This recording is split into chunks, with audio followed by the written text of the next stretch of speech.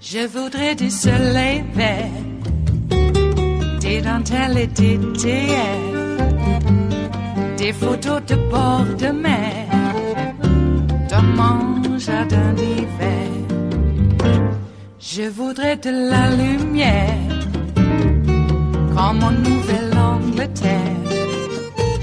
Je veux changer d'atmosphère, dans mon jardin d'hiver.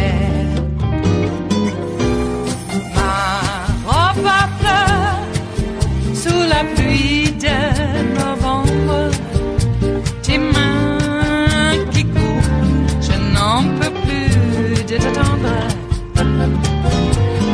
Les années passent, qu'il est loin, là je tombe. Nul ne peut nous entendre. Je voudrais du Fred Astaire, revoir un latte. Let me ask you a broader question about voting by mail. Sure. Your own folks at the White House vote by mail. President Trump and the First Lady, as you noted, requested mail-in ballots this week in Florida. Other White House officials, Vice President Pence, Kayleigh McEnany, Kellyanne Conway, a half dozen cabinet officials, all vote by mail. Can you tell me the difference between voting by mail in Florida and, say, voting by mail in Pennsylvania? What's the difference? Here's the difference. I can't tell you about Pennsylvania because I don't know the difference there. All I do know is the governor of Pennsylvania is talking like he doesn't have any money to pay for enhanced unemployment and some of these other things when he's got $3.6 billion sitting in the bank. So that was a misnomer. But as we look at that, here's what I can tell you is absentee, no excuse, what I call no excuse absentee. Say, listen, I'm concerned because of the pandemic. Will you send me an absentee ballot that comes directly to me? I certify that. I have a signature requirement that makes sure that it's me that's actually voting, and I send it back. I don't have a problem with that. The president doesn't have a problem with that. What we do have a problem with, and what I have a problem with, because I don't want my vote or anyone else's to be disenfranchised, is to send millions of ballots across the country to sometimes empty mailboxes. That's 9 states. No, that's 9 states right now. It's not across the country. It's well, Jake, you're talking about 9 states that do it now. What I'm saying is the problem that we have here is a lot of people are looking at just sending out ballots. California is sending out ballots, and when they just send out ballots, my home state of North Carolina already did California already did that for about 75% of its population. I agree. Now it's 100%. Yeah, but Utah has done it for years. Oregon has done it for years. Washington has done it for years. A lot of these states have done it for years. Nevada. Now there are 4 states that are adding to the sending out ballots to every registered voter. I understand that that's a concern that you're claiming. But when President Trump and the Trump Campaign Act is out, Jake, wouldn't it be a concern to you? Do you realize how inaccurate the voter rolls are with just people just moving around, not let alone the people that die off, but sending ballots out just based on a voter roll registration? Anytime you move, you'll change your driver's license, but you don't call up and say, "Hey, by the way, I'm widespread voter fraud," though. But there's no evidence of widespread voter fraud. There's no evidence that there's not either. That's the definition of fraud, Jake. When we look at that, what we have seen are a number of mail if you talk ballots. They get lost. If you talk to prosecutors, actually, they love electoral or voter fraud because it's so easy to find and so easy to prosecute. That's why they are able to find, for instance, all that voter fraud in your home state of North Carolina in the 2018 election, because you're able to find a corrupt Republican political consultant like the one that got in trouble down there in 2018, because it's easy to find. Now, obviously, I don't think there should be any voter fraud or any political corruption. I agree with you, Jake. When you look at North Carolina and ballot harvesting like happened there and that was fraudulent, you look at California, they allow the same thing that happened in North Carolina. They say it's perfectly legal. Is that what we're going to have? Is one standard for ballot harvesting? But there's no evidence of that. Well, there is evidence that they ballot harvest in California because you don't have the election results until way after it, Jake. But here's the point that I'm trying to make. Maybe I'm sorry. Maybe I'm missing your point. Universal vote. You don't like universal mail-in ballots, like you have in Utah, where they've never had any problems that I know of, like they have in Washington and Oregon, where there are Republican secretaries of state, etc. You don't like that. You say that there's something wrong with that. But you're acting as though you and the president and the Trump campaign are acting as though all voting by mail is universal mail-in, and it's not. No, for instance, Florida. That's your Jake. That's your narrative. Jake. Oh, hold on. It's not my narrative. Jake, it's election law in Florida. It's election law in Florida. And he doesn't say he has a problem with Florida mail-in ballots. Here's the interesting thing is when we look at it. But that's the point. That's the point. What's the point? What's the point? I missed it. The difference is we want to make sure that more than every 30 ballot, states. No, more than 30 states. Go ahead, sir. Yeah, we want to make sure that every ballot that goes to an individual voter actually has that chain of custody where it goes to the individual voter. They actually can attest to the fact that they're voting and that it comes back and it's counted for them. Anything that you do to disenfranchise voter or to affect that, we're against. If it doesn't affect that, then the president is supportive of it. I'm supportive of it. Most Americans are supportive of it. And so what you're saying is, other than the 9 states that are there, you are suggesting that we don't change the way that they do mail-in ballots. Is that correct? Is that what you were saying? No, what I'm saying is that President Trump and the Trump campaign are acting as if all mail-in voting, except for Florida, which he finds okay because that's the mail-in voting he does, all mail-in voting is somehow inherently corrupt. And the truth of the matter is, most states, more than 30 states, have what is going on in Florida, which is you request a ballot, and it doesn't matter if it's called an absentee ballot or a vote by mail ballot. Florida actually makes no distinguishing between the two at all. Correct. It's just vote by mail. And in fact, in Florida, you can actually vote early also if you want. There is no difference between Pennsylvania and Florida. That's my point. My point is that President Trump is trying to say all voting by mail is corrupt, and it's not. It's all. Most of it is exactly like Florida. So let me clear that up today.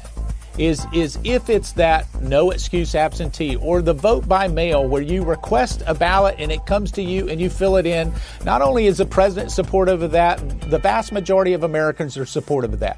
What he's against is changing the process to make it a universal. So we'll clear it up right now. Changing the process to say that we're going to send ballots to everybody so that you can have all this potential for fraudulent behavior with ballots that are going to other people. That's what he's against. And so if you've got a normal process in your state where someone requests a mail-in ballot, then we want to make sure we process it, and we want to make sure that it's counted fairly. And that's what happened. That's what goes on in more than 30 states. And there are 9 states that have universal mail-in voting. I do not recall President Trump complaining about the universal mail-in voting that they have in Utah, which he won in 2016.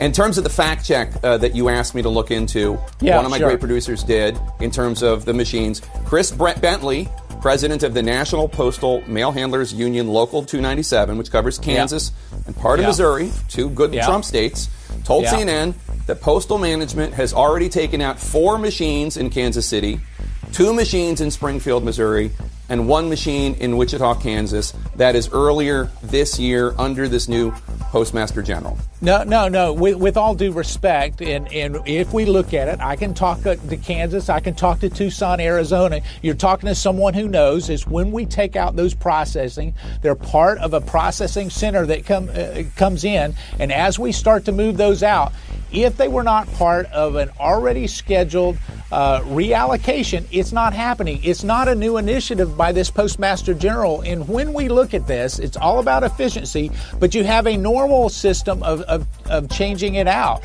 And so with all due respect of your fact checker, I'll be glad to come in. We can spend an hour talking about this. We'll bore people to death, but I can tell you this. The post office has been losing money for over 10 years. You can go back, Google it, Right. look at the fact that I've gone in with Megan Brennan and said, I want to fix it to make sure that we fix it. This president is serious Right. about fixing it. Louis DeJoy is serious about fixing it. We'll have the money allocated. And as the Postmaster General, Louis DeJoy said just the other day, if it's about processing ballots, he's willing to spend the overtime to make sure that it happens and make sure that we get ballots back as quickly as possible. That's great news. Just for people to understand, one of the main reasons why the post office is having funding problems is because that 2006 law that you alluded to that requires 75 years of funding for pensions and the like for postal workers unions and others. That's one of the big problems that they have. Of course, a lot of people are also losing money during a pandemic. It is Monday, the 17th of August of 2020, and you are in West Coast Cookbook and Speakeasy. I am your chef de cuisine, Justice Putnam. Gunner, the English Bulldog, is our snoozing sous chef, and our daily special is River City Hash Mondays. That's right, another one of those weekends. Oh, we had some really weird news and then some, tragic news as well. And it looks like one of Trump's, one of the good brothers, maybe. Except, they're still family. And the good brother could still apparently flash the famous Trump temper. Really? He calls on international hits on his opponents? What? Anyway, Robert Trump passed away at age 71. And it was such a tragic loss for Donald Trump, who called Robert his best friend. So while Robert was breathing his last, Trump was taking some mulligans on the course. Now, I heard that he was able to get away with only 3 mulligans for the whole 18 holes on his course because he was in mourning. Okay. Well, that's the kind of best friend you would expect Trump to have. And the kind of best friend that Trump would be. Okay, now that we cleared that up, what's the definition of psychopathy and sociopathy? What's that definition again? What makes you a psychopath? Yeah, lack of empathy. Yeah, that's one of them. Okay, well, people love that apparently, about 60-some million of them. They think that that's perfectly great because maybe they harbor the same sentiments. They've been forced to have to feel sorry for a family member because they passed. Damn, why do we have to be bothered? Well, they don't have to be bothered anymore because Trump is blazing that trail for them. Oh, wow, we get to be soulless ghouls?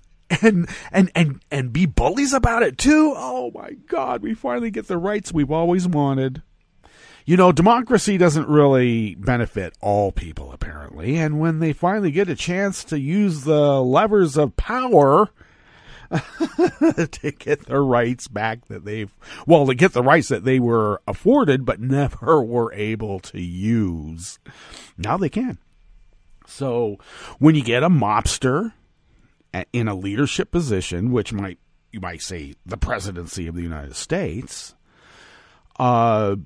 messing up the post office to keep people from voting just seems like a natural. I mean, wouldn't any dictator do that? Yeah, that's exactly what Vlad did in his rise to power. Everything is just so obvious. And then when you mention that, they go, they, meaning, the Cult 45 right-wingers, the supposed rational thinkers. I love how the Republicans say they are the rational thinkers. Anyway, they go, oh, you're just trying to go with the Russia hoax. Well, brainwashing is brainwashing. And I know that there's some people intellectually that say you can't call that brainwashing. Yeah, well, so what? It's just it's a quick term, all right? We say dirty tricks instead of rat effers, all right? Same thing. So please, let's not quibble on syntax, which they'll want to do because that's all the gish galop. It's all part of it. You make a pertinent point and they dump on a bunch of, non sequiturs.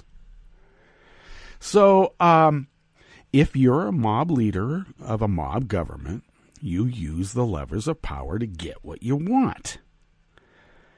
Vlad used the same tactic of, stealing mailboxes right off the street.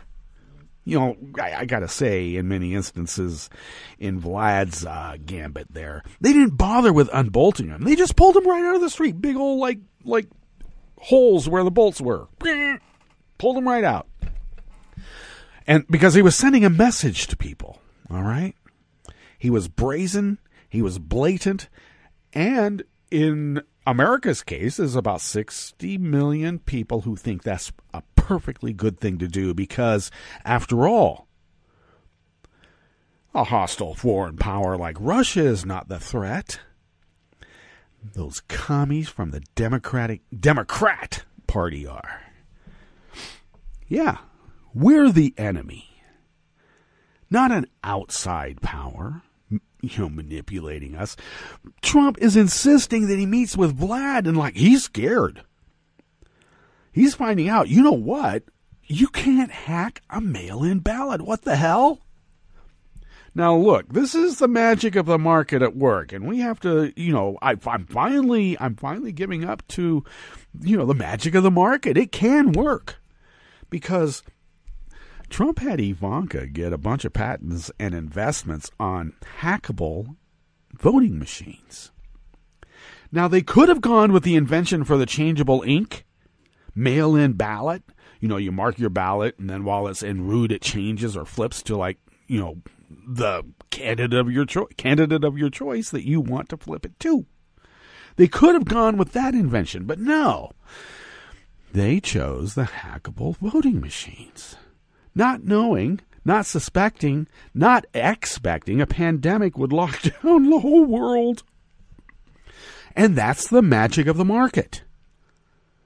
You make a decision predicated upon what you think the future will hold.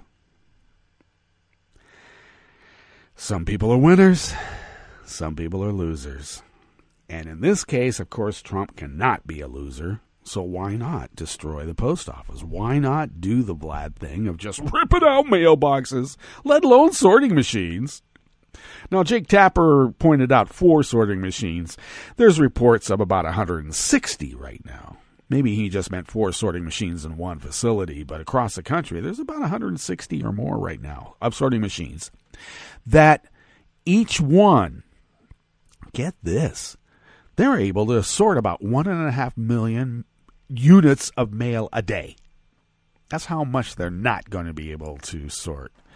And I love how Meadows, oh boy, he was just about ready to cry, wasn't he? Yeah, I love how he said, oh, no, we took out the sorting machines because they were on the regular schedule to take out. Yeah, well, they were on the regular schedule before you had to admit there was a pandemic taking place in the world. So, this is what we have ahead of us now, isn't it? Is it enough to be able to drop off our ballots at the drop box now, since the mailboxes are going to be, ripped out? I would suggest, even before all of this, I always drop my mail-in ballot at the drop box. Ours happens to be at the public library here in Rogue River. Because I got to say, I live in a fairly conservative place, and, though I love my postal service people, I know that there's a few, they didn't come up with the term going postal for nothing, okay? And they weren't because they were liberal free thinkers wanting peace, love, and understanding who went off. Let's be clear about that. It wasn't Antifa postal workers who went off and went postal and, annihilated a bunch of people that happened to be near them because they were pissed. It happens to be a particular flavor of bully that does that. Since I live in a relatively conservative area, you never know when someone's going to go off. So I dropped my ballot at the drop box just to be, just to be sure. All right, I just want to be sure. But this is not right. I mean, my mom's medicines are going to be delayed. Don't do that. I know that Trump lost his best friend brother, and he went and played golf because he was in such deep mourning. That's an unfeeling person who cares little about his own family. Do you expect him to care about the citizens of the United States? Some amorphous entity that he has no personal involvement with anyway? He had personal involvement with Robert. He didn't care, did he? Why else would he take what? $2-3 billion from veterans' health care? That's loving the troops. Yeah, he's going to love them to death. What's on the rest of the menu here? In the Bistro Cafe of West Coast Cookbook and Speakeasy, River City Hash Mondays. After deadly spikes across his state, Georgia Governor Brian Kemp will finally allow local mask mandates, but with conditions. Because there's always conditions with these. Well, they're negotiators now, aren't they? They're negotiating our health during a pandemic. How nice. Trump's younger brother Robert died on a day when Donald only had to use 3 mulligans for the whole 18 holes on his course. And we're going to give a little rundown about old Robert. And, maybe the Trump family in general. And the Clinesmith criminal information document the government filed with the District Court of Columbia suggests John Durham misunderstands his investigation. Yeah, that's about that FBI lawyer who, they're going to send him to Room with Reality winner, probably. After the break, we move to the chef's table, where Belarus President Lukashenko said Putin has agreed to send the little green men to suppress the massive protests over his fraudulent election. Maybe that's what Trump's meeting Vlad for. Because when he loses, he's going to need some little green men to help. Apparently, the Proud Boys and the rest of his paramilitary from Blackwater's not enough. And Mercedes Barcha, the widow of Gabriel García Márquez, has died at age 87. All that and more on West Coast Cookbook and Speakeasy. Bon appetit.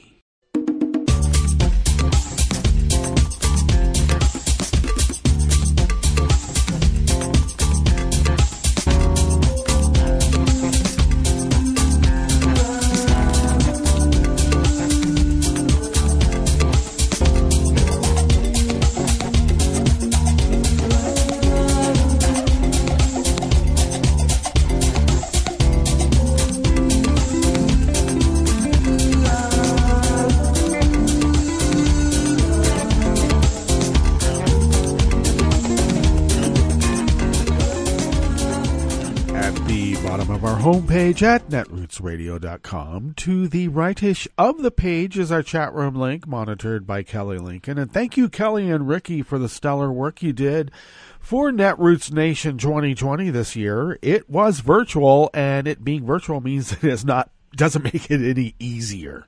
All right. The technology aspects are still obstacles to be surmounted, and thank you for doing so. And we're looking forward to the interviews and whatnot from Netroots Nation 2020. So look for those as they come out in the next few weeks, and we'll play them, for a few months, even longer. Anyway, thank you, Kelly. If you would then take a look at the leftish of the page, at the bottom of our homepage at netrootsradio.com, you will notice the link to our Patreon page. And, of course, that is where you can, pledge a recurring pledge to Netroots Radio to help us pay our bills so that we can fly under the radar and continue resisting as the founders originally intended. And we've been resisting for almost 10 years now of 24/7, 365 Resistance Radio. And we have you to thank for allowing us to do that. And if you're new to the show, though the bulk of how we get this all done comes out of our own wallets, we would still be unable to do it without you, because you could be one of our biggest contributors. Thank you for considering that. And also thank you to those who have continued, and even more great thanks. I got to say, thank you so much to those of you, and you know who you are, who increased their donations during a pandemic. Thank you. That is so helpful because the bills have gone up. Everything's going up, even Amazon. Amazon raised their rates on Prime. What's up with that, Jeff? Not making enough money? Anyway, if you would like to follow Netroots Radio on Twitter, do so at Netroots Radio. Tom takes care of that, and thank you, Tom. I, of course, take care of at Justice Putnam on Twitter because that's me. And I post the show notes and links diary on Daily Codes about 10 minutes before showtime. And that's where the show notes and links are. And the show notes and links are an integral part of this multimedia operation. So check them out. It's where the actual facts and reportage are. If you would like to follow the show on Twitter, do so at Cookbook West and pick up podcasts by way of Spreaker, Stitcher, TuneIn, iHeart, YouTube, iTunes, etc., etc., etc. Let's dive into this first article out of the Associated Press, and it happens to be by anonymous worker bees because, there's a lot of them. They're working their way up to get a byline. Georgia's governor, who has opposed local mask mandates and even sued over one in Atlanta, has signed a new executive order that allows local governments to enact mask requirements to help fight the coronavirus pandemic. Oh, how big of him? How big? As with previous orders, the one issued on Saturday says residents and visitors of the state are strongly encouraged to wear face coverings when they are outside of their homes, except when eating, drinking, or exercising outside, because when you're exercising, you're not throwing spit all over the place. But unlike previous orders, this one allows local governments in counties that have reached a threshold requirement to require the wearing of masks on government-owned property. Wow. That's really stepping into the breach to stop this pandemic, huh? A county meets that threshold requirement if it has had 100 or more confirmed cases of COVID-19 per 100,000 people over the previous 14 days. Only 2 of Georgia's 159 counties were below that threshold, according to data from the State Department of Public Health. How convenient, as they would say. Local mask mandates cannot result in fines, fees, or penalties against private businesses or organizations, and penalties against individuals for noncompliance cannot include a fine greater than $50 and cannot include prison time, because if you quarantine somebody in isolation, it might damage them psychologically. Now they say that.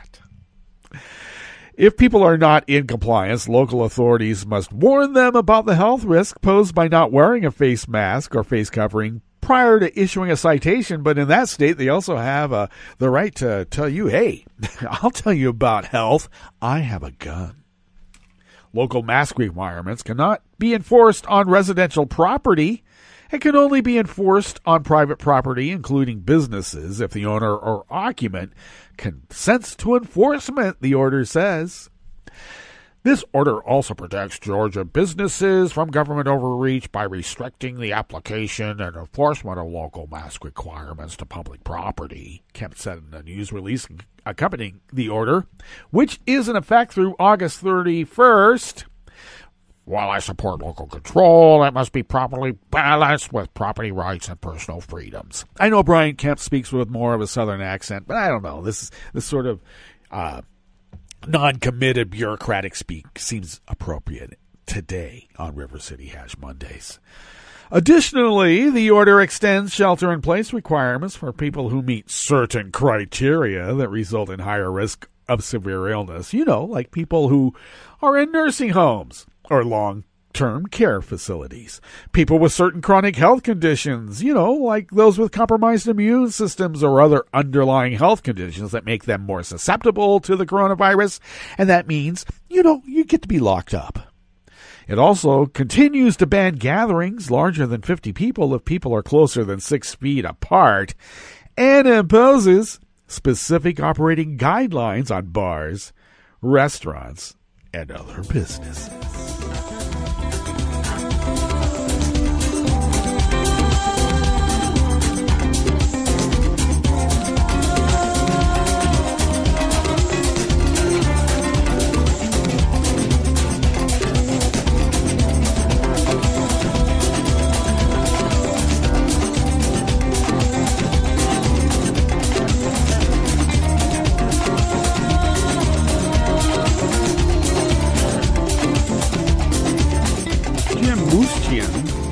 say your name, Jim? Mustian? Anyway, Jim works at the Associated Press, and he brings us this next offering here in the Bistro Cafe of West Coast Cookbook and Speakeasy, River City Hash Mondays. Trump's younger brother, Robert, a businessman known for an even keel that seemed almost incompatible with the family name, died Saturday night after being hospitalized in New York. Trump said in a statement he was 71. Trump visited his brother at a New York hospital on Friday after White House officials said he had become seriously ill. Officials did not immediately release a cause of death because it was probably from COVID, and they're never going to admit that. It is with a heavy heart I share that my wonderful brother, Robert, peacefully passed away tonight, Trump said in a statement. He was not just my brother, he was my best friend. He will be greatly missed, but we will meet again. His memory will live on in my heart forever. Robert, I love you. Rest in peace. The youngest of the Trump siblings had remained close to the 74-year-old president who was installed by Vlad in the Oval Office, okay? I have to make that clear because we don't use the P word here at Netroots Radio, not unless we're forced. Let's see, and as recently as June, filed a lawsuit on behalf of the Trump family that unsuccessfully sought to stop publication of a tell-all book by the president's niece, Mary.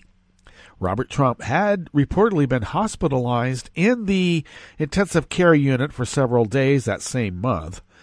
Both longtime businessmen, Robert and Donald, had strikingly different personalities.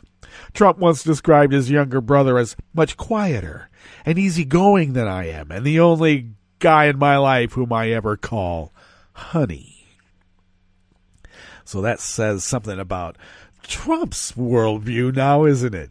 Anybody who's what? An even keel, quieter, and easygoing is some sort of, I don't know, fruit? Is that what Trump is trying to imply? Honey? Robert Trump began his career on Wall Street, working in corporate finance, but later joined the family business, managing real estate holdings as a top executive in the Trump Organization. Oh, you know, the one that had to be disbanded because of fraud and graft. Robert Stewart Trump was born in 1948, the youngest of New York City real estate developer Fred Trump's 5 children. The president, more than 2 years older than Robert, admittedly bullied his brother in their younger years, even as he praised his loyalty and laid-back demeanor.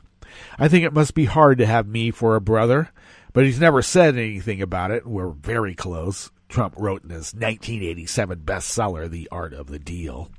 Robert gets along with almost everyone, which is great for me since I sometimes have to be the bad guy. He loves to be the bad guy. So what happened is that they did have a falling out when Trump was having problems with his casinos. He brought Robert in to take over, and pretty much Robert took over and tried to keep things on an even keel, easy going. And when things started to fall apart because of Trump's mismanagement, I'm talking about Donnie, he blamed Robert. And so they decided not to ever work in business together again. Now, he avoided the limelight during his elder brother's presidency, having retired to the Hudson Valley, but he described himself as a big supporter of the White House run in a 2016 interview with the New York Post. I support Donald 1,000%, Robert said. In early March of 2020, he married his longtime girlfriend, Anne Marie Palin. Authors Michael Kranish and Mark Fisher described Robert Trump as soft-spoken but cerebral in Trump Revealed, the definitive biography of the 45th president. He lacked Donald's charismatic showmanship, and he was happy to leave the bravado to his brother. But he could show flashes of Trump temper.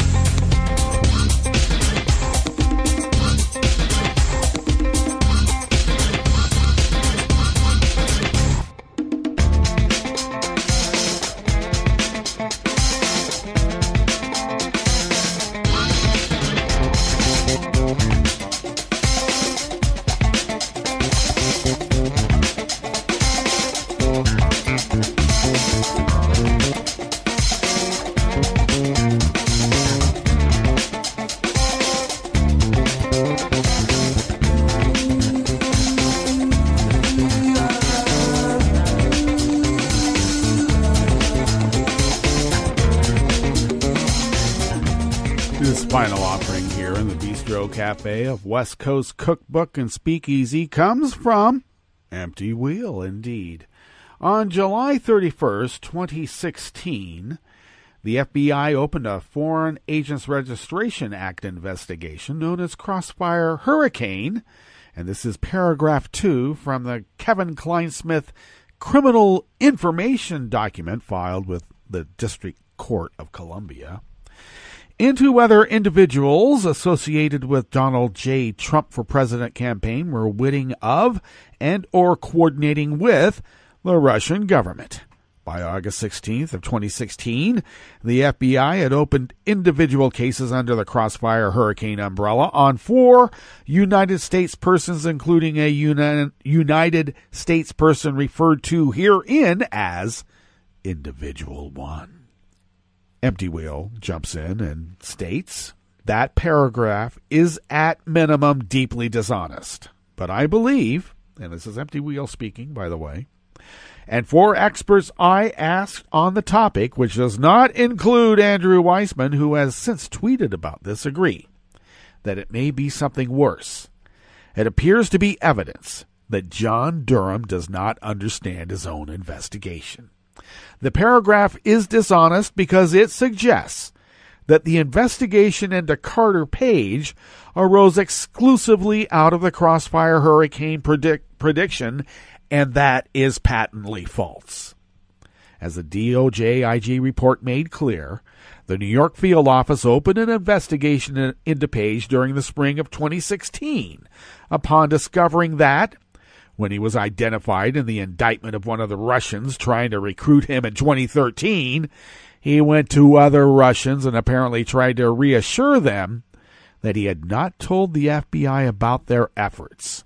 And when interviewed by the FBI, Page repeatedly said sharing non-public economic information with known Russian intelligence officers was a positive for him. Carter Page was the subject of a legitimate counterintelligence investigation months before Crossfire Hurricane got opened, based off conduct that continued 3 years. 3 years after the CIA had ended approval for Page as an operational contact. And based off conduct with multiple Russians, at least one, a known intelligence officer, that Page did not share with the CIA. Carter Page was the subject of a counterintelligence investigation started irrespective of all ties Page had formerly had with the CIA. That is the issue at the core of the Clinesmith information. By pretending that every investigation into Trump's flunkies, including the ongoing money laundering investigation into Manafort, got opened by Crossfire Hurricane, Durham creates a narrative that is every bit as dishonest as the worst stories about Crossfire Hurricane. And Durham is doing precisely what he is tasked with investigating others for. But Durham's mischaracterization of the investigation as a FARA investigation is far more troubling. Either he doesn't know what he is doing, which is replicating an error that DOJ IG had to fix in its Carter Page investigation, or he's deliberately misrepresenting what was a counterintelligence investigation that at the start envisioned the possibility that Page was unwittingly being cultivated. Well, there's much more in this article by Empty Wheel, and she has all the supporting evidence from the actual document filed with the D.C. court. So do check that out in the show notes and links, and we better get to our break. And when we get back from that break, we will go through weather from around the world, and we will finish up with the stories that we have curated for you today. You are listening to West Coast Cookbook and Speakeasy, and we will be right back. You are listening to netrootsradio.com. Please hang up and try again.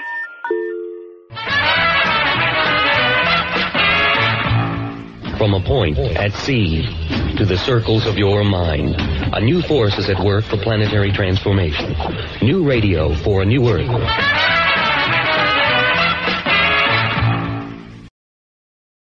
This is Take Two Movie Review. I'm Kim Lowe. This week, A Boy's Tale. The Spike Jonze-directed documentary, Beastie Boys' Story, is a trip back for Gen Xers. It's a pre-social media New York showbiz success story that will leave you wondering if the now juice-barred and gentrified New York could ever nurture such a thing again. As Mike Diamond, a.k.a. Mike D, put it, the idea of the Beastie Boys sprang from three high school friends who, by being in the right place at the right time, went on to become big stars before they could legally drink. None of them, or anyone else, thought that it would last, but by doubling down and learning, they discovered inner talent and became leaders and innovators in hip-hop's transition to the mainstream. The convention here is that of a slideshow or PowerPoint, all recorded at a theater in Brooklyn, featuring Diamond and Adam Horowitz, a.k.a. Ad Rock. It's complete with news footage, MTV clips, and cameos by moguls Russell Simmons and Rick Rubin, who first signed the Beasties before going on to make their mark.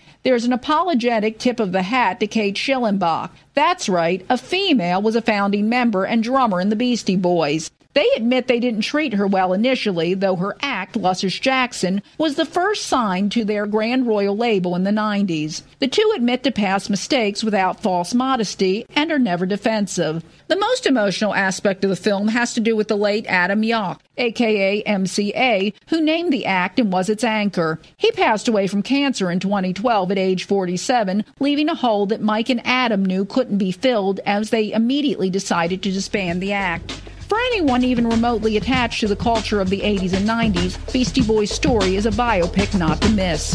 This has been Take Two Movie Review. I'm Kim Lowe. Catch up with us at TakeTwoMovieReview.com and feed us back on our channel on YouTube.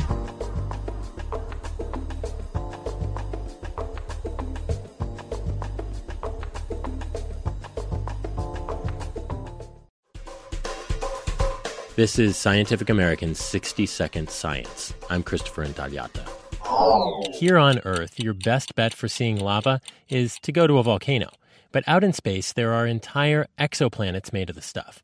These so-called lava worlds orbit so close to their stars that their surface temperatures can melt rock.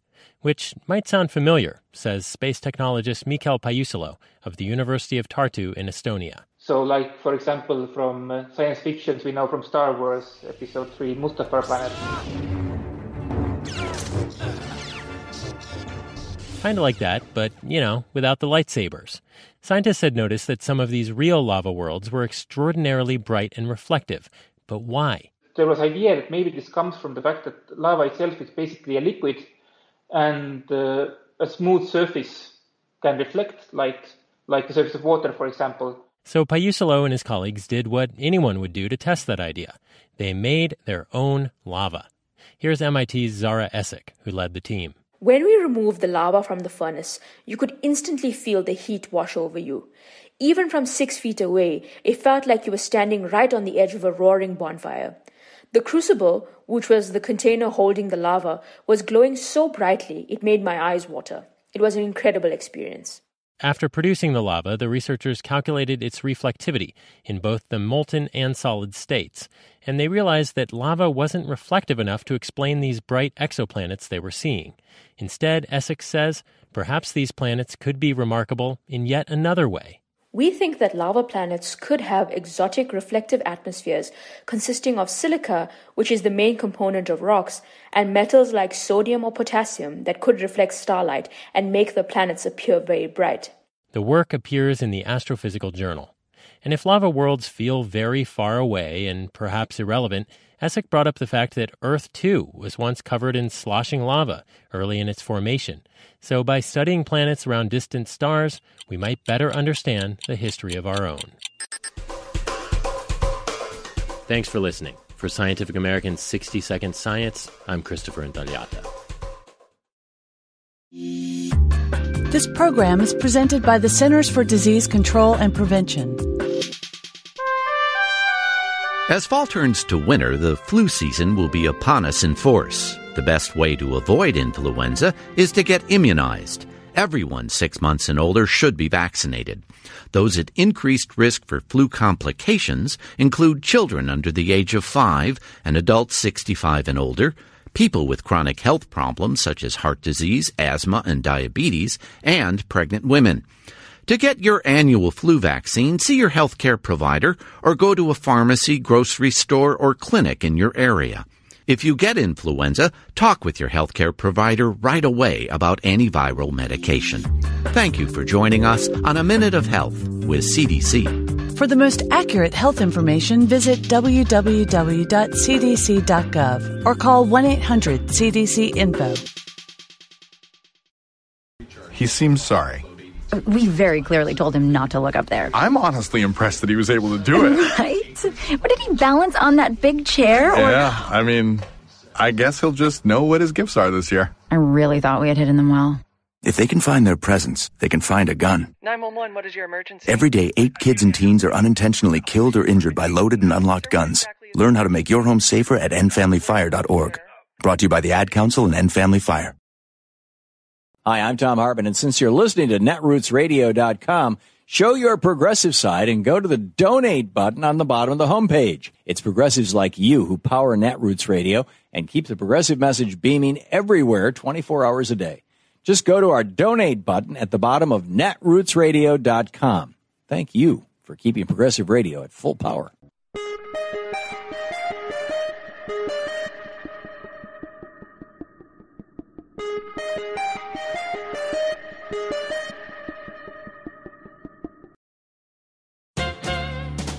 Every now and then, someone comes along whose work is so productive, honest, and inspirational that they ought not be allowed to die.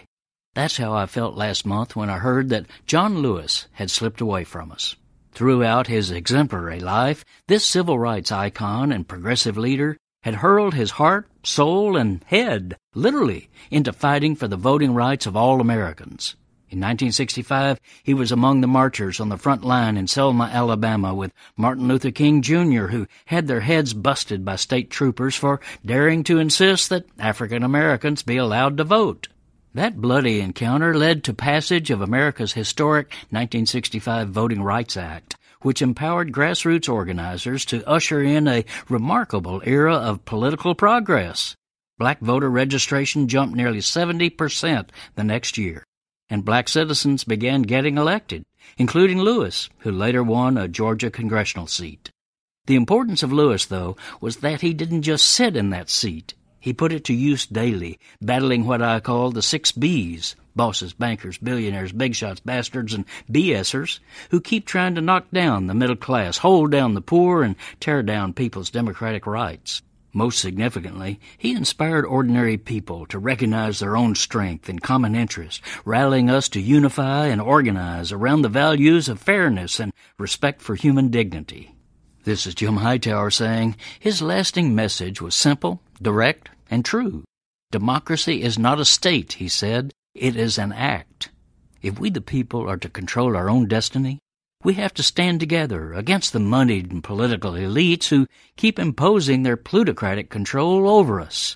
We have to be willing, as John Lewis put it, to get into good trouble, necessary trouble. Need an antidote to the progressive blues? Want some good news about how grassroots folks are rebelling against the corporate powers and winning? Well, here's an easy-to-swallow pill for you, the Hightower Lowdown. Hightower's monthly newsletter will give you the lowdown, even as it lifts you up. It's 4 pages a month, jam-packed with facts you can use, actions you can take, and Jim's own Texas humor, all for only $15 a year. To become a lowdowner, go to hightowerlowdown.org.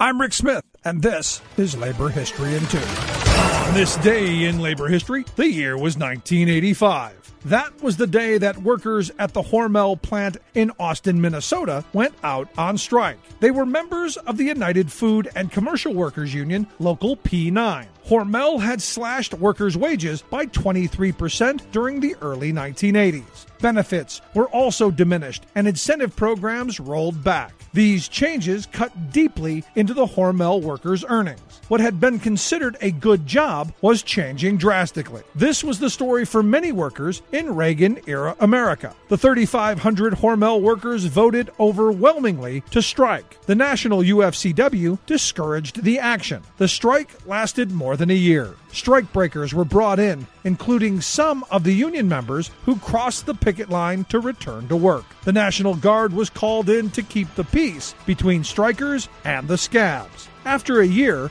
the strike went down in defeat. Even after the strike, many of the workers were not called back to work. They were put on waiting lists for a job to reopen. Some never returned to the plant. 25 years after the strike, the Austin Daily Herald staff wrote, quote, "What resulted was a bitter, drawn-out labor dispute that drastically impacted the community, from workers who lost their jobs to families that were torn apart by the picket lines."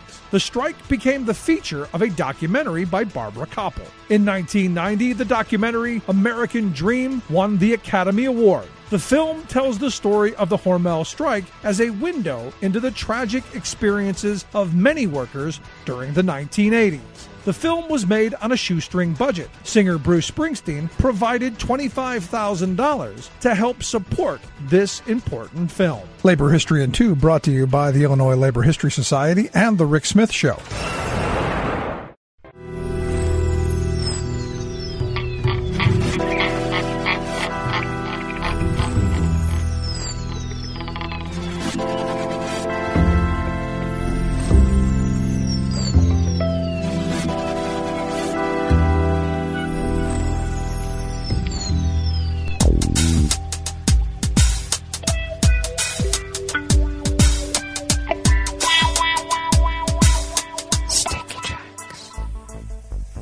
Thank you for accompanying us here to the chef's table at West Coast Cookbook and Speakeasy. River City Hash Mondays.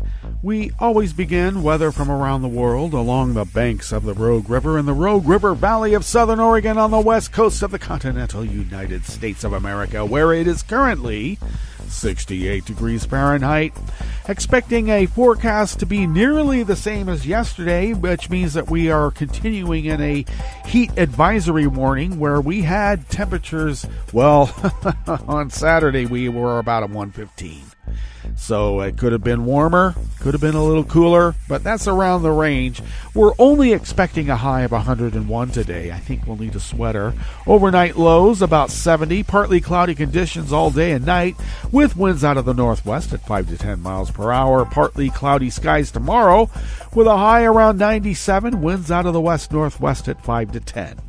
Confirmed cases of coronavirus in Jackson County of here in the southern Oregon region of Oregon are now at 536, with 2 confirmed deceased, which is a gross undercount.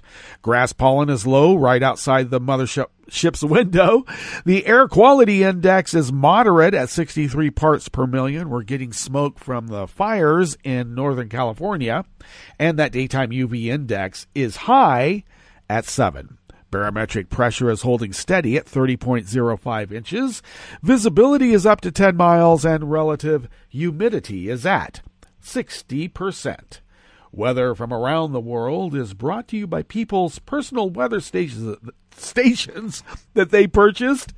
These people planted these purchased personal weather stations somewhere on their property, and these people positively live around the world. London is 74 and partly cloudy. Paris is 75 and mostly cloudy with electrical storm activity that could impact electrical infrastructure. Rome is 88 and sunny. Kyiv is 85 and fair. Kabul is 88 and fair. Hong Kong is 80 degrees and partly cloudy. Tokyo is 85 and partly cloudy. Sydney, Australia is 54 and fair. San Francisco, California is 63 and partly cloudy with an air advisory for bad air from the smoke. And New York is 75 degrees Fahrenheit and sunny. And that is weather from around the world, brought to you by people's personal weather stations that they purchased. These people planted these purchased personal weather stations somewhere on their property, and these people positively live around the world.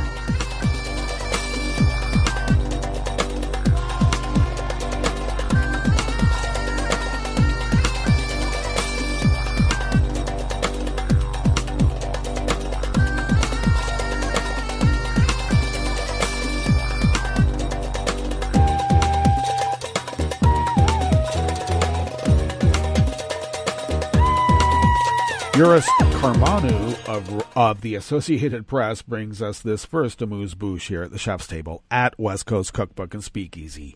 Thousands of demonstrators in Belarus took to the streets again on Saturday and Sunday to demand that the country's authoritarian leader resign after a presidential vote they called fraudulent. In response, the president declared that Russian leader Vladimir Putin had agreed to provide security assistance to restore order if Belarus requested it. Alexander Lukashenko spoke Saturday evening, several hours after a phone call with Putin, as he struggled to counter the biggest challenge yet to his 26 years in power through fraudulent means, apparently. Saturday was the seventh consecutive day of large protests against the results of the country's August 9th presidential election, in which election officials claimed the 65-year-old Lukashenko won a sixth term in a landslide. Opposition supporters believe the election figures were manipulated and say supporters have been beaten mercilessly by police since the vote, which has been caught on camera and spread around the world.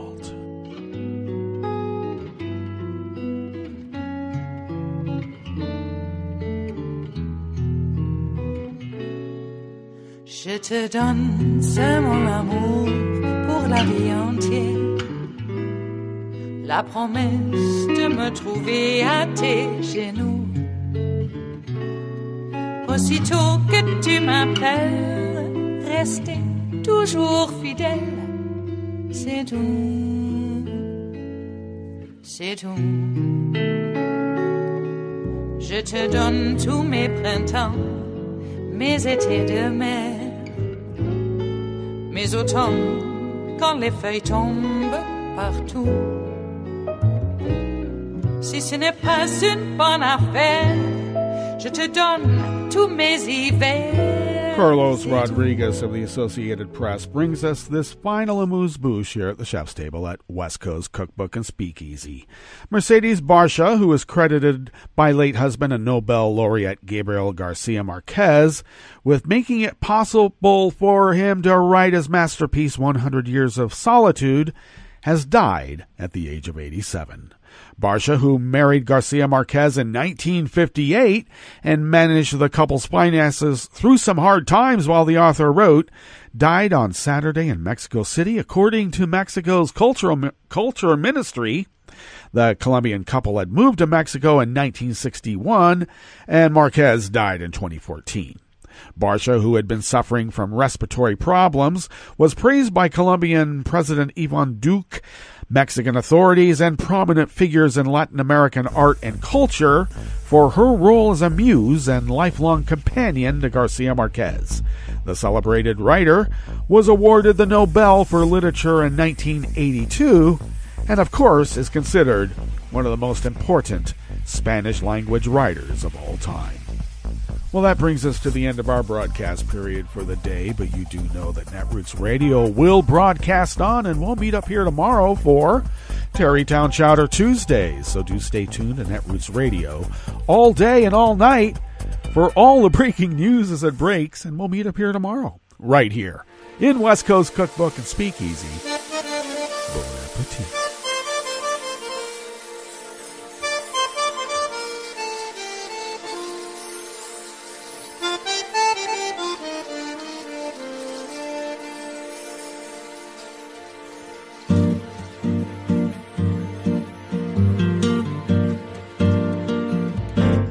Je voudrais du soleil vert, des dentelles et des théâtres, des photos de bord de mer, dans mon jardin d'hiver. Je voudrais de la lumière, comme en Nouvelle-Angleterre. Je veux changer d'atmosphère, dans mon jardin d'hiver. À fleurs, sous la pluie de novembre, tes mains qui courent, je n'en peux plus de t'attendre. Les années passent, qu'il est loin, là je tombe.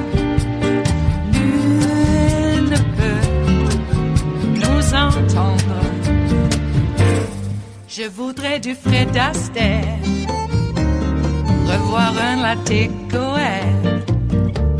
Je voudrais toujours te plaire dans mon jardin d'hiver. Je veux déjeuner par terre comme au long de golfe clair, t'embrasser les yeux ouverts dans mon jardin d'hiver.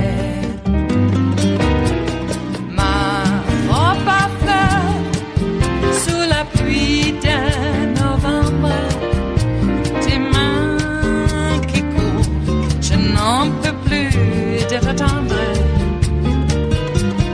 Les années passent, il est loin l'âge tendre, nul ne peut nous entendre. Ba-da-da-dum-di-da-dum, ba-da-da-dum-di-da-dum, ba-da-da-dum-di-da-dum, dans mon jardin d'hiver. Ba-da-da-dum-di-da-dum, ba-da-da-dum-di-da-dum, ba-da-da-dum-di-da-dum, dans mon jardin d'hiver. Dans mon jardin d'hiver, dans mon jardin d'hiver.